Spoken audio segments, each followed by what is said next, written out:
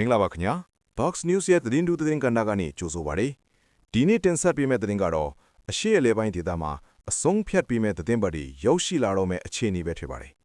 အထူးသဖြင့်အမေရိကန်သမ္မတထရမ့်ရဲ့ပြင်းထန်တဲ့သတိပေးချက်တွေနဲ့အတူအီရန်အစိုးရရဲ့ရှေ့ရေးဘလို့အလှည့်တပြောင်းတွေရှိလာမလဲဆိုတာကိုအသေးစိတ်တင်ဆက်ပေးသွားမှာပါခင်ဗျာပထမဆုံးသတင်းအနေနဲ့အီရန်နိုင်ငံအတွင်းမှာရှိတဲ့အရေးပါတဲ့လျှက်စစ်ကွန်ရက်တွေနဲ့လောင်စာဆီခန့်ဖြူရေးစနစ်တွေဟာအခုဆိုရင်အမေရိကန်ရဲ့တိုက်ခိုက်မှုဒဏ်ကိုခံရနိုင်တဲ့စစ်ရေးပြစ်မှတ်တွေဖြစ်လာနေပါတယ်။ဒီအဆောက်အဦတွေဟာအီရန်စစ်တပ်ကိုအဓိကထောက်ပံ့ပေးနေတာကြောင့်လာမယ့်သတင်းပတ်တွေအတွင်းအမေရိကန်တိုးတိုးအစ္စရေးတို့ရဲ့တိုက်ခိုက်မှုကိုခံရနိုင်တယ်လို့သုံးသပ်ရပါတယ်ခင်ဗျာ။ကဲသမ္မတထရမ့်ရဲ့အခြေအနေကိုကြည့်အောင်ပါ။သမ္မတထရမ့်ဟာအီရန်အစိုးရကိုတန်တမာရေးအရနောက်ဆုတ်နိုင်မဲ့လမ်းစားတစ်ခုပေးထားပေမဲ့ဒါဟာနောက်ဆုံးသတိပေးချက်လည်းဖြစ်ပါတယ်။အငင်းသက်ဗိုလ်မှူးကြီးဂျူအယ်ရေဘန်ကတော့သမ္မတထရမ့်ဟာသူပြောတဲ့အတိုင်းတကယ်လုံမဲ့သူဖြစ်တာကြောင့်အီရန်အနေနဲ့ဒါကိုအလေးထားဖို့လိုတယ်လို့ဆိုပါတယ်။တတ်မှတ်ထားတဲ့စီးကိုကြော်လာရင်တော့ထရမ့်ဟာလျော့ပြီးမှမဟုတ်ပါဘူး။ဆက်လက်ပြီးပင်လယ်ကွေ့ဒေသတွင်းကအရေးပါတဲ့ Hormuz ရေလက်ကြားအခြေအနေပဲဖြစ်ပါတယ်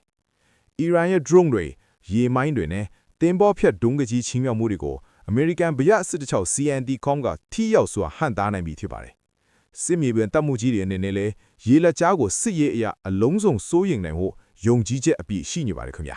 အခုစစ်ပွဲတွေဟာခေတ်သစ်စစ်ပွဲတွေဖြစ်လာတာနဲ့အတူ AI နဲ့ drone နည်းပညာတွေဟာအဓိကအခန်းကဏ္ဍမှာပါဝင်လာပါတယ်